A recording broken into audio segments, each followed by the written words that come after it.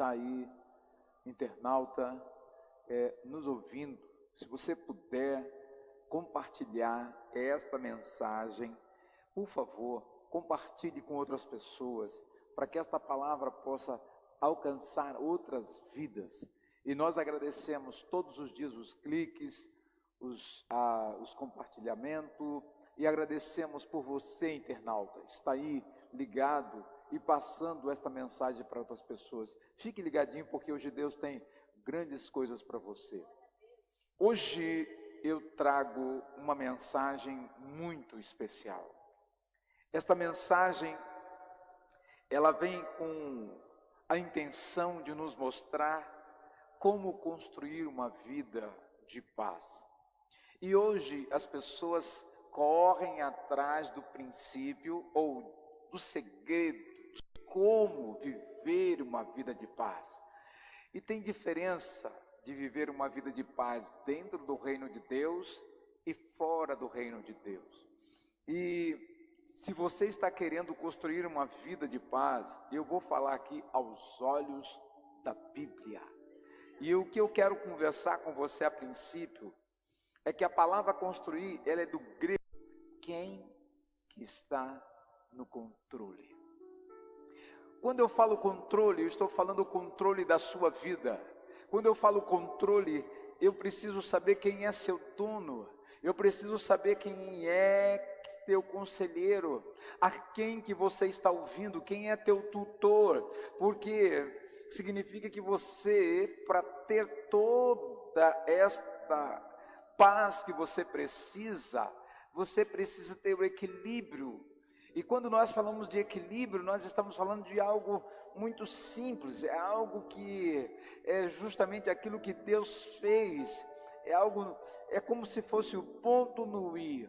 Então, nesta noite, eu quero que você entenda que você precisa ter equilíbrio para poder ter uma vida espiritual, uma vida profissional, uma vida emocional, na bênção. Para você construir tudo isso, você precisa urgentemente perguntar-se quem que está no controle. É você que está no controle de você mesmo? Quem é que está no controle? É o Espírito Santo? Quem é que está no controle? É a tua sogra? Quem está no controle? É a tua família? Quem está no controle? É a tua empresa? Quem está no controle? É o dinheiro? Quem está no controle? É a política? Quem está no controle? Você precisa saber isso. Vamos à Bíblia, vamos lá para podermos entender um pouco mais em Jeremias 29, verso 11. E a palavra de Deus em Jeremias 29, verso 11 diz: porque sou eu que conheço os planos que tenho para vocês. Aleluia. Aqui fala, porque sou eu que conheço os planos que tenho para vocês, diz o Senhor. Planos de fazê-los prosperar e não de causar danos, planos de dar a vocês esperança e um futuro. Mas vamos aqui à interpretação, amados, desse versículo. Olha só, esse versículo está dizendo, preste bem atenção, que Deus te conhece. Esse versículo está falando que Ele tem planos para você, e que soberanamente Ele é que dirige a tua vida. E se você prestar atenção nessas palavras, preste atenção, Ele ouve as tuas orações. A Bíblia fala que Ele também está te convidando para você conhecer, durante esse tempo de incerteza, cada vez mais Ele. Então, se você quer ter um futuro, mas você não consegue ver o futuro, entenda, aqui nessa palavra, Deus nos promete um futuro e nos promete esperança. Estão comigo? Então você precisa de muita habilidade nesse mundo para tomar as decisões certas. Você precisa ter controle. E controle aqui, irmãos, é definido de maneira diferente de pessoa para pessoa. E de vez em quando nós tiramos, você tira, o controle da sua vida das mãos de Deus, e você quer levar do teu jeito. E segundo aqui, quando você assume por conta própria, aí você assume um risco tremendo, ao ponto que você vai ter só duas opções. Duas opções. Ou você segura isso firme, ou você libera de qualquer maneira. E segundo a palavra, o que vai resultar isso? Isso vai resultar um efeito dominó. Por isso que tem muita gente no reino de Deus, na igreja, inseguro. Por que está inseguro? Porque ele não está na palavra. Existem pessoas que veio para a igreja e não entende que as suas decisões, elas influenciam, elas vão criar futuro.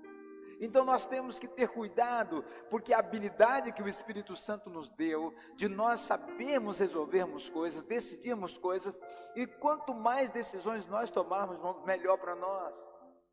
Mas aqui, quando você tira da mão de Deus o controle, e quando você assume isso, você só tem essas duas opções: ou você pega o treco e segura de verdade, ou você faz a coisa desandar. Você quer ver um exemplo? Existe um exemplo de um efeito dominó na vida de um homem que vocês conhecem. O nome dele? Sansão. Está lá em Juízes capítulo 14.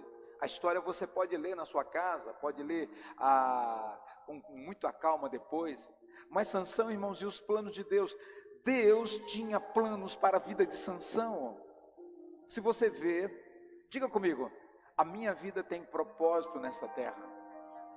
Fale mais uma vez: a minha vida tem propósito nesta terra. Ok, então, entenda bem, Deus tinha planos na vida de Sansão. Sansão, filho de uma mulher estéril, que teve uma gravidez anunciada. Outra gravidez anunciada na Bíblia, qual foi? A de Jesus. Olha só, o cara teve um nascimento igual ao de Jesus. Segundo a Bíblia, ele era um dos juízes da Bíblia. Um dos juízes. O que é juiz, irmãos? Uma pessoa que tinha poder de decisão, podia julgar pessoas. Enviado aqui, segundo a palavra, para livrar os israelitas do pecado. Então muitos não sabem o propósito de Deus para a sua vida, não entende, não sabe por que Deus colocou numa igreja, não sabe por que Deus colocou naquela empresa, não sabe por que colocou naquela família. Resultado: vive subjugado, como aconteceu com Sansão. Sansão era subjugado pelos filisteus. E a Bíblia fala que numa festa, por causa de uma aposta, ele matou 30 pessoas. Uma aposta. E depois, por vingança, mataram a mulher de Sansão. Mas se vocês perceberem, Sansão tinha mulher na tribo dele, tinha mulher com a mesma educação espiritual que ele, mas ele casou com uma mulher, segundo a Bíblia, filisteia. A Bíblia fala que Sansão estava nervoso, e Sansão foi e revidou a morte da esposa, assassinando, segundo as escrituras, sozinho, 1000 filisteus. E a sua fama, irmãos, de fortão se espalhou por toda a área por onde ele andava. E aí, irmãos, não bastando, Sansão se encanta por uma mulher chamada Dalila. E a Bíblia fala que esta mulher chamada Dalila o traiu.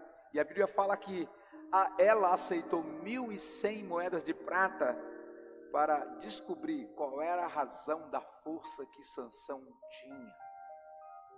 Irmãos, o diabo vai pagar pessoas para saber qual é a tua força, o que te segura. Muitas pessoas perguntam para nós: pastor, já aconteceu tanta coisa na vida de vocês, mas vocês não desistem. Irmãos, porque nós sabemos que a nossa vida, o nosso futuro não é nessa terra, o nosso futuro é na glória com o nosso Deus. Então, segundo a palavra, O diabo vai pagar pessoas para tirar a tua fé, vai pagar pessoas para ludibriar a tua fé. E segundo a Bíblia, sem resistir às investidas de Dalila, Sansão caiu e entregou o segredo, que estava onde? No cabelo. Quando falamos na Bíblia sobre cabelo, o significado de muito cabelo significa prosperidade, força. E Sansão tinha isso, segundo a palavra, porque estava isso no seu nascimento, estava isso no propósito que Deus tinha para ele. Agora, o herói foi preso, cegado. Tem muita gente hoje na igreja, irmãos, cegos, e não sabe. Conhece a verdade, mas não sabe quem é a verdade. Os filisteus, irmãos, deram uma festa no templo do deus Dagon, e colocaram Sansão ali em Gaza, para ser o quê? O palhaço da vez. A Bíblia fala que Sansão, prisioneiro, preso, colocado ali como fantoche, diz a Bíblia que a casa estava lotada e tinha muita gente, só no telhado era 3.000 pessoas.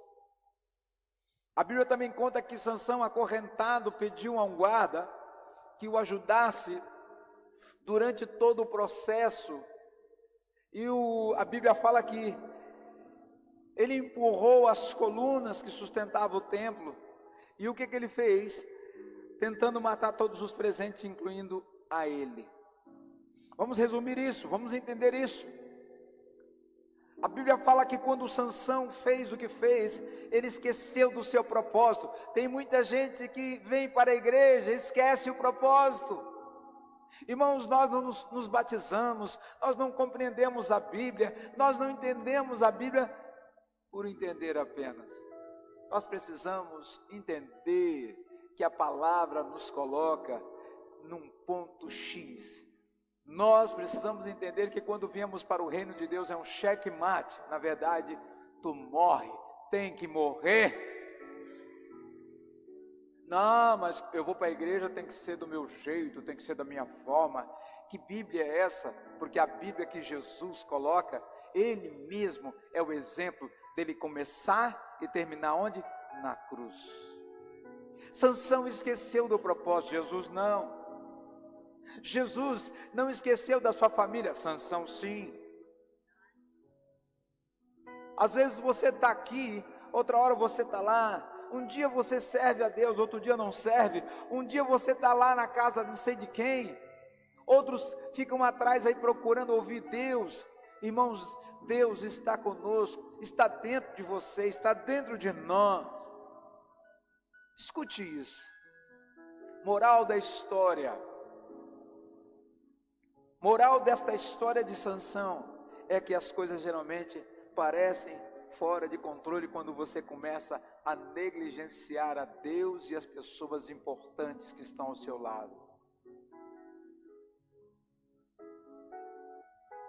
Talvez você diga assim, mas por que eu faço isso? Não sei, até por questão temporária.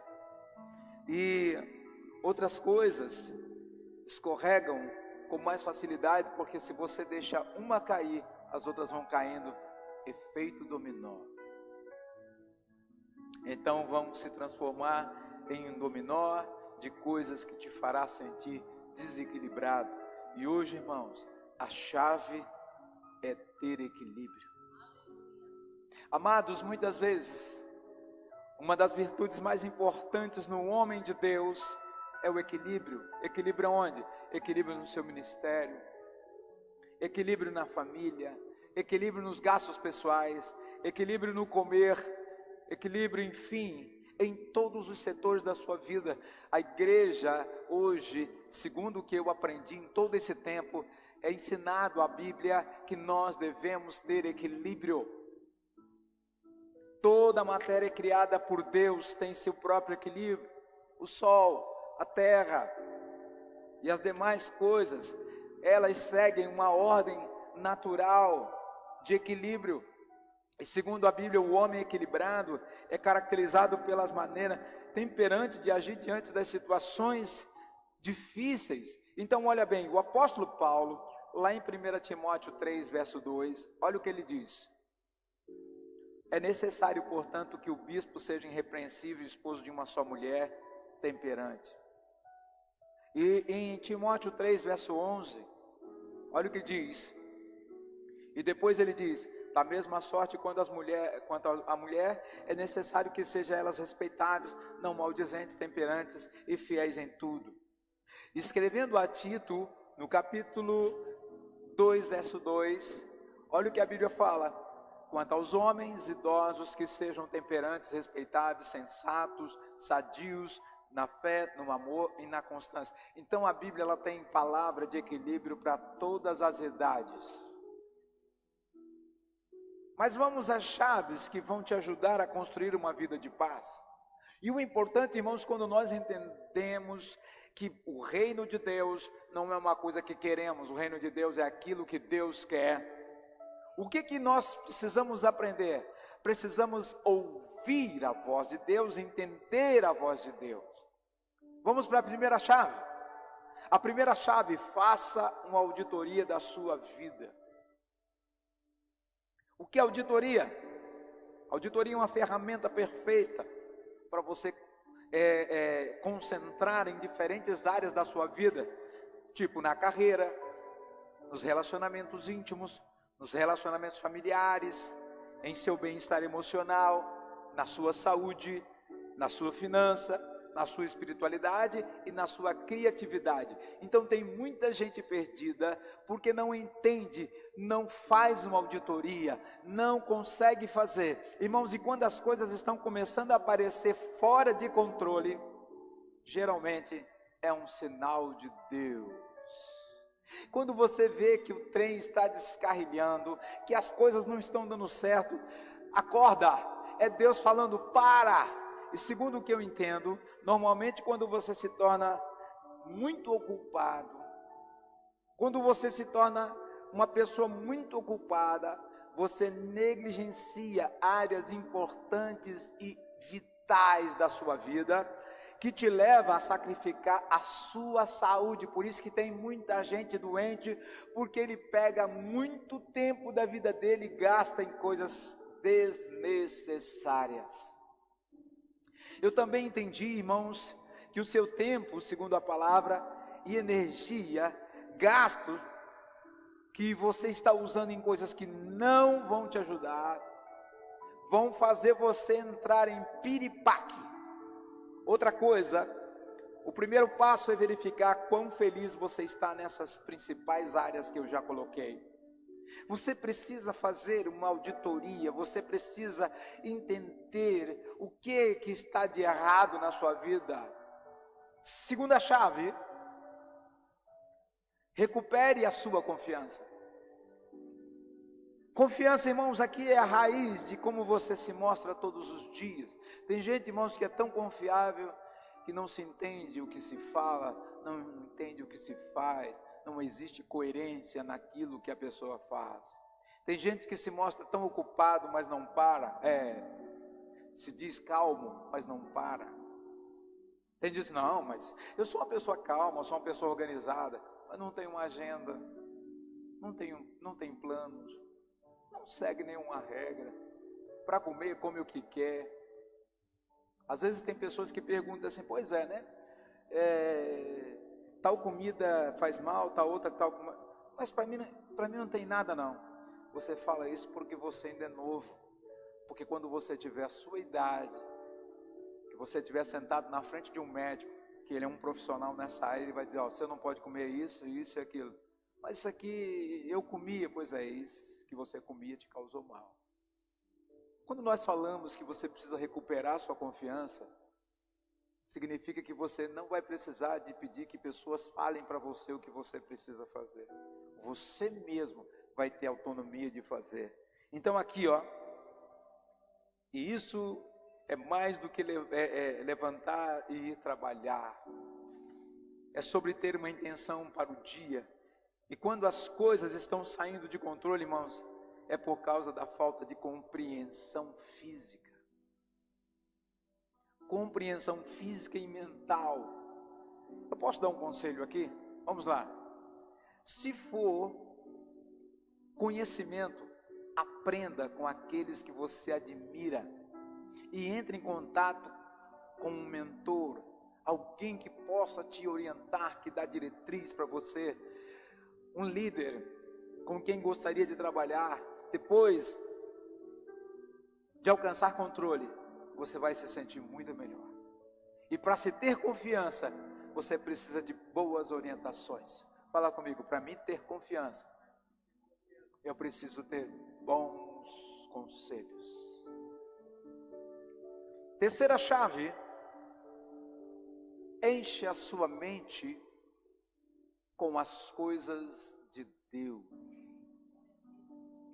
Em média, temos 50 mil a 70 mil pensamentos por dia.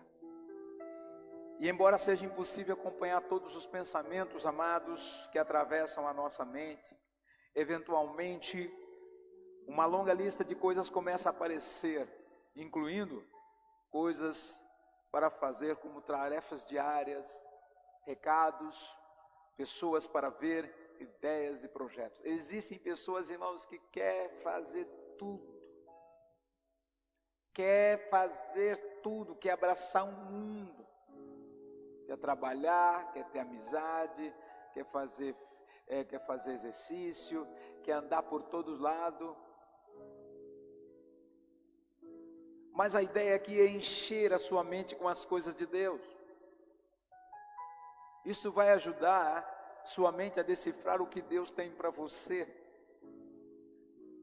E colocando essas ideias em pensamento, também coloque isso em papel. Ó, Deus tem tal coisa para mim.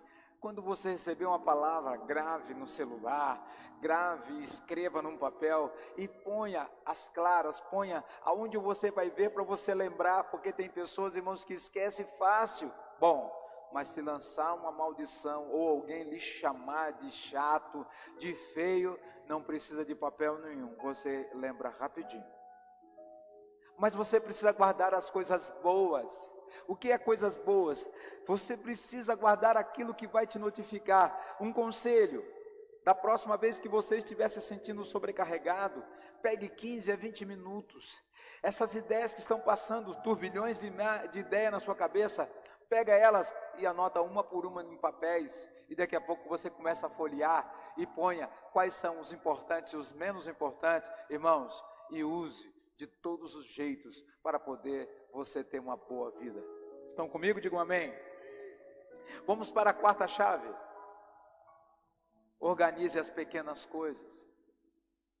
Quando você sentir que não tem controle sobre os principais eventos de sua vida, lembre-se de que você tem controle sobre as coisas que cercam o seu espaço. Tem gente que não entende. Não, eu não tenho controle sobre a minha mulher. Mas você tem controle sobre aquilo que está fazendo ela sair fora do ar. Eu não tenho controle com os meus filhos. Eu não consigo ter o controle dos meus filhos. Não consigo. Você tem controle do espaço em que você está.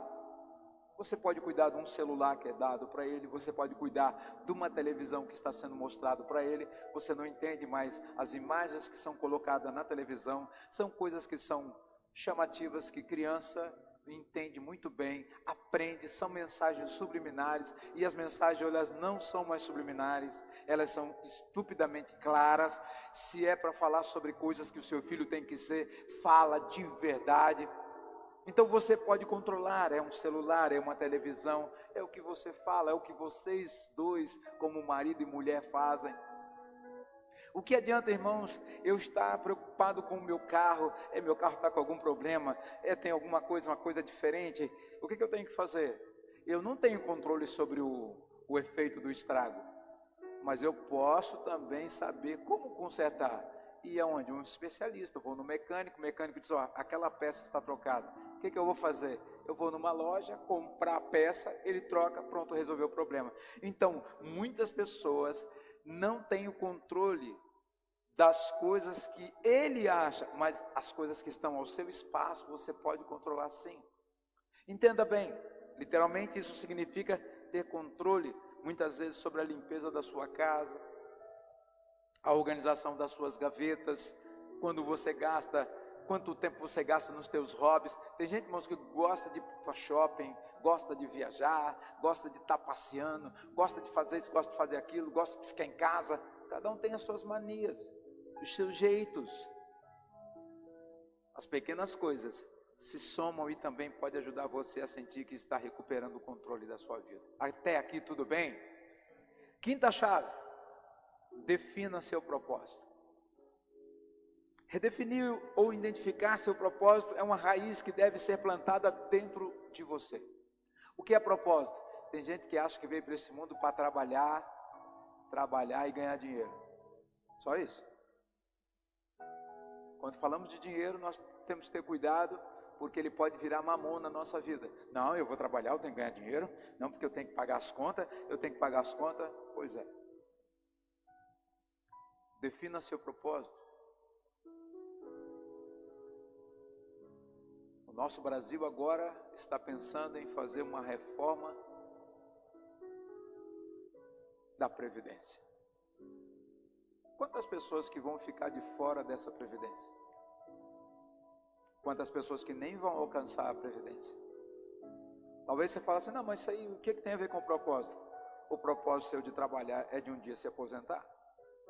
E a aposentadoria para muitas pessoas, irmãos, é assim, agora eu não vou fazer mais nada. Eu agora vou cair na praia, eu vou cair numa rede, E muitas pessoas, quando chegam na aposentadoria, querem voltar a trabalhar. Sabe por quê? Quem se aposenta hoje, muito cedo, morre cedo. O que eu estou querendo dizer? É como a própria natureza. Uma semente deve ser plantada para brotar e depois ela dá fruto. Então, quando você entende o propósito, você mergulha na sua autoconsciência. E quando você se mergulha na autoconsciência, você sabe por que você veio para a igreja, você sabe por que conheceu a Bíblia, você sabe por que conheceu a Deus. E quando você sabe que conheceu a Deus, irmãos, pode vir o inferno, o diabo em pessoa. Quando você sabe quem você é, a Bíblia fala que até o diabo corre.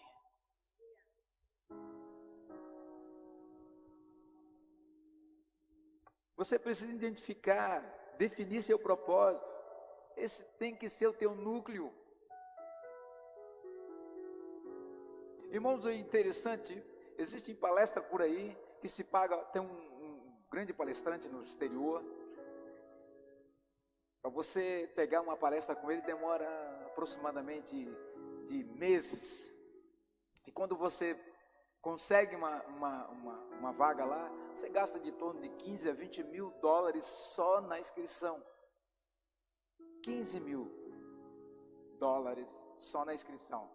E as pessoas, irmãos, ficam 3, 4, 5, às vezes uma semana ouvindo a pessoa, caderno na mão, anotando tudo e prestando atenção em tudo. Irmãos, isso o conhecimento de um homem. Ele conheceu, tem muitas ideias, sabedoria e tal.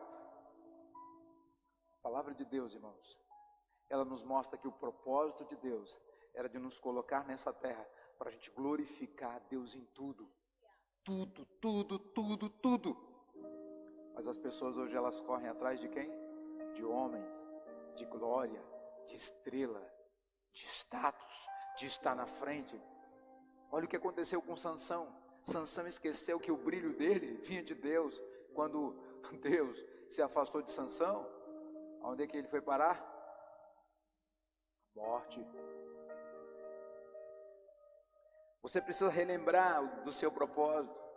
E quando você relembra do seu propósito, aí está a alegria que vai vir dentro de você, dentro do teu propósito.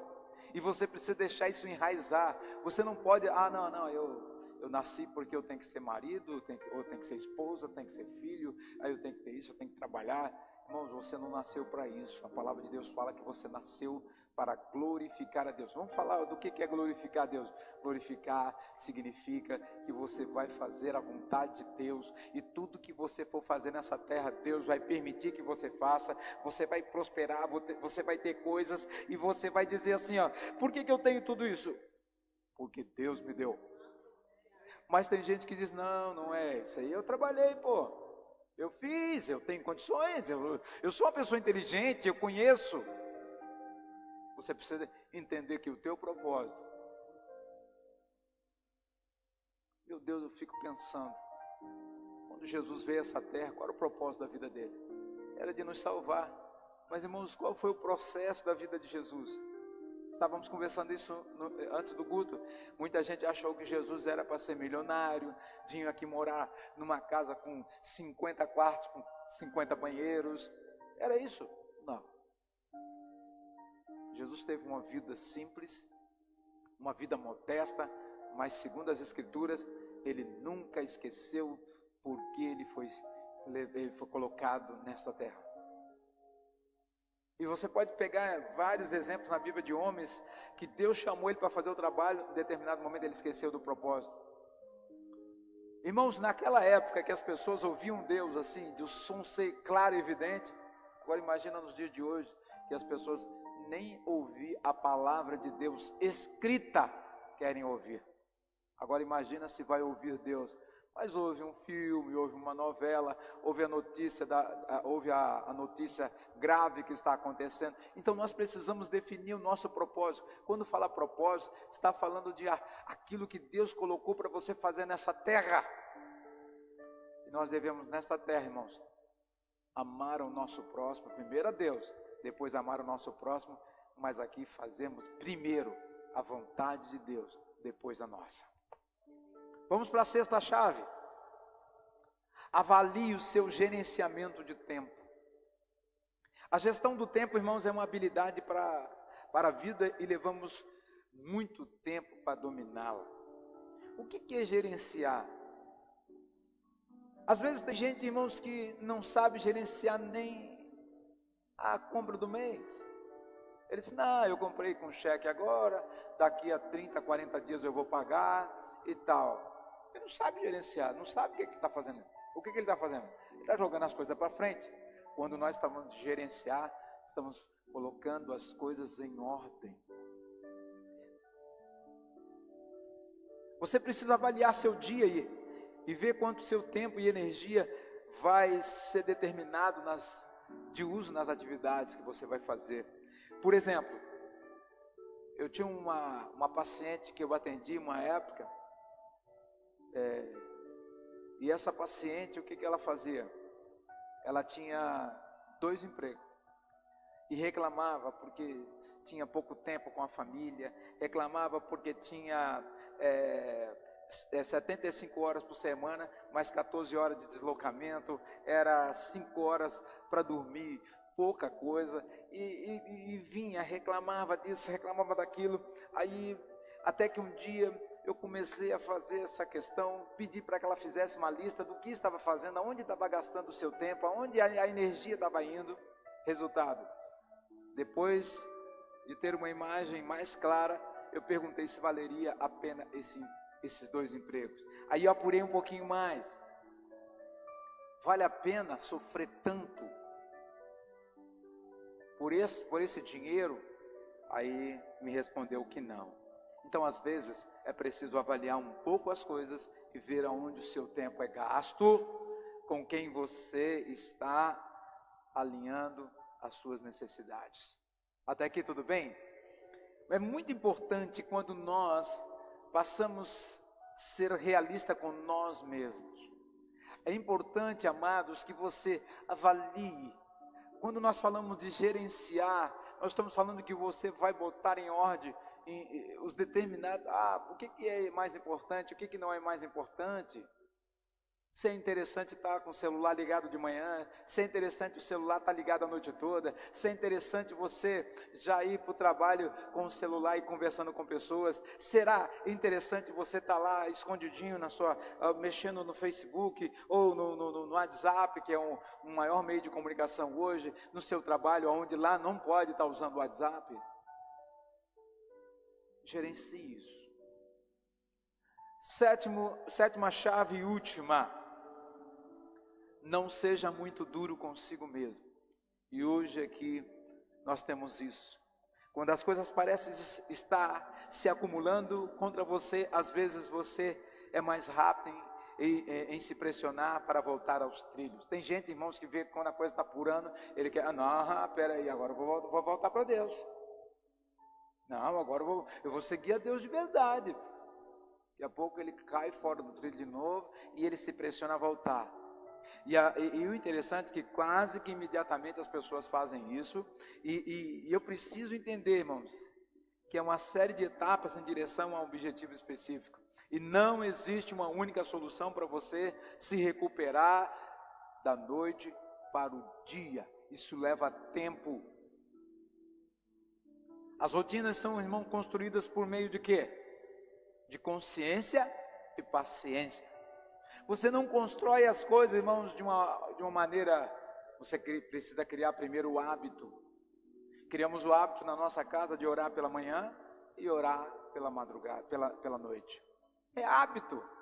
Hoje, quando eu esqueço, ela me lembra. Quando ela esquece, eu a lembro. Então, na minha casa, nós passamos a ter antes de tomar o café, antes de dormir. Por quê? Você precisa construir isso na consciência. O que é consciência, irmãos? Não é inconsciência. Consciência é aquilo que você faz acordado. Você está ciente do que você está fazendo. Agora, você precisa construir isso por consciência e paciência. Agora, vamos falar de paciência. Está todo mundo hoje paciente. Todo mundo calminho. Todo mundo está uma bênção. Agora, as ações que consistem em res. O que quando eu falo res? Aquela questão de refazer. Aquela questão de reinventar. Aquela questão de reavaliar. Aquela questão, ou seja, fazer algo de novo ou de forma diferente. Precisa ser feito, você precisa se reinventar. Você precisa refazer. Você precisa reavaliar. Porque, irmão, se você não fizer isso, sabe o que vai acontecer? Você começa a se subjugar e se torna duro consigo mesmo. Tá vendo? Esse mês eu devia ter feito tal coisa e não fiz. E aí você começa a se punir por conta própria. Saiba que esse processo leva tempo. E talvez o tempo seja o que você precisa essencialmente primeiro. Tempo. Ponto de início. Quando a vida parecer estar fora do seu controle, é sinal que você precisa desacelerar. É sinal que você precisa reavaliar. Saber onde está, saber o que está fazendo.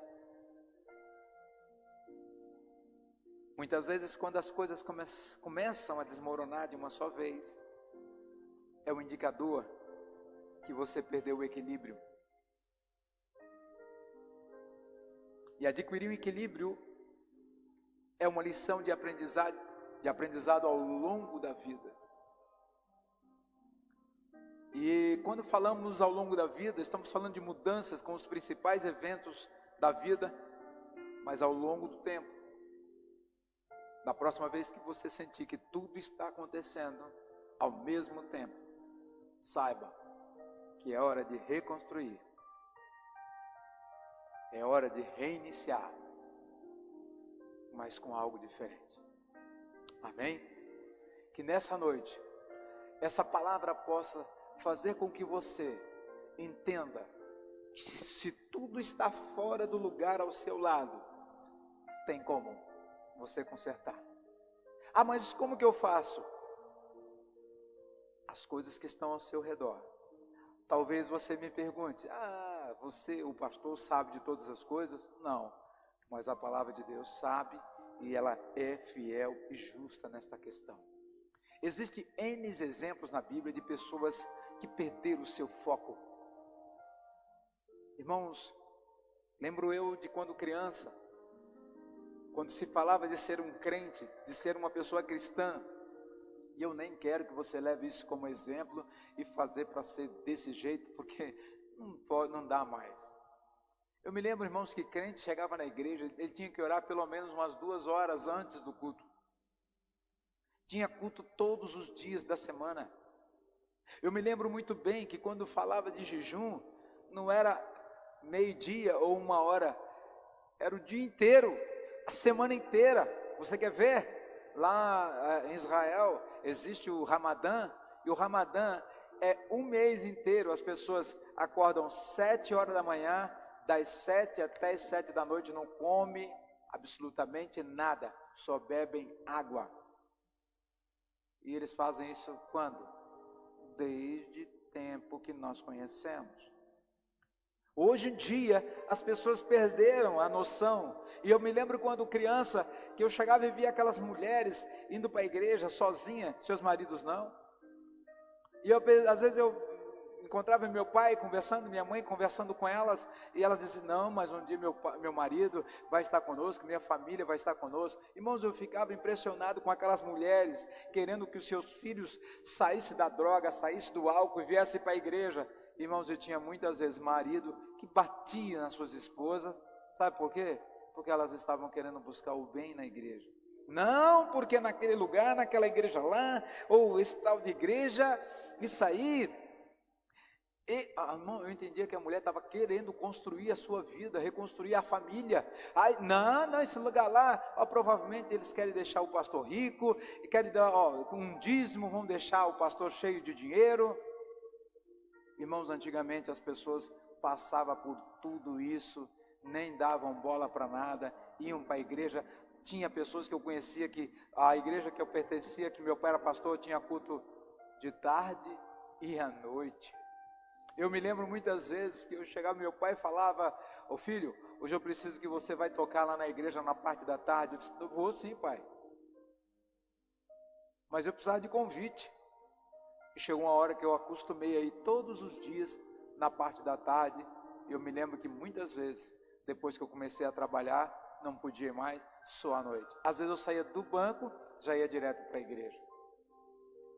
Precisamos, para reconstruir uma vida de paz, reconstruir a nossa vida dentro dos padrões de Deus, os padrões da Bíblia. Mas se você for lá dentro da Bíblia, você vai encontrar tanta gente que perdeu o padrão de Deus, que perdeu o propósito de Deus, tentou reconstruir a vida, construir a vida de uma forma diferente. Irmãos, quebraram a cara. Então nessa noite, eu quero trazer a você essa simples palavra, mas de uma maneira tão humilde, dizendo para você que chegou a hora de você organizar a sua vida, reconstrua a sua vida, reinicie, reconstruir, faça isso, mas de forma diferente, faça com as coisas de Deus, amém? Você pode ficar de pé para a gente orar? Vamos orar a Deus. Pai amado, nós queremos agradecer pela vida dos internautas, queremos agradecer pela vida desses que estão aqui, a igreja aqui agora. Pai, obrigado porque eles ouviram, anotaram e vão colocar em prática esta palavra que o Teu Espírito está colocando em nosso coração. Pai, que possamos entender o nosso propósito nessa terra, que possamos entender o propósito que o Senhor tem para nós, e sabemos que o Senhor tem propósito de paz, de prosperidade, de saúde e de uma vida de paz. Pai, que Teu Espírito Santo, glorioso, bendito, possa estar sobre todos nesta noite, guardando esse, guardando esta, guardando, Senhor, aqueles que muitas vezes tenta fazer, mas não consegue. Mas hoje chegou o dia, o ponto certo de você alcançar a bênção, que é a bênção da reconstrução de uma vida de paz. Espírito Santo, abençoe a todos nós nesta noite, guarda-nos para que o Teu Espírito faça com que este homem, esta mulher, nós, Senhor, alcancemos sempre a Tua presença. Muito obrigado, em nome de Jesus, amém e amém. Você pode sentar. Se essa chamada te impactou,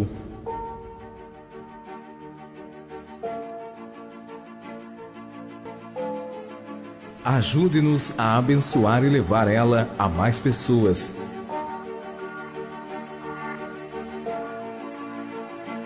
Imagine sua semente indo a lugares que você nunca foi.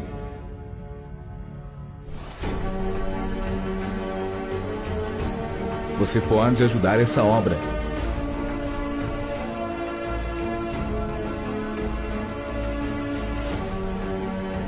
Hoje te convido a fazer uma oferta voluntária, segundo Deus propor em seu coração.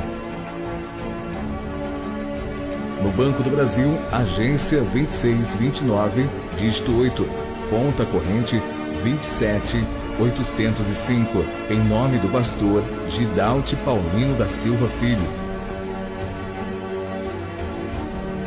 Catedral Deus é Fiel.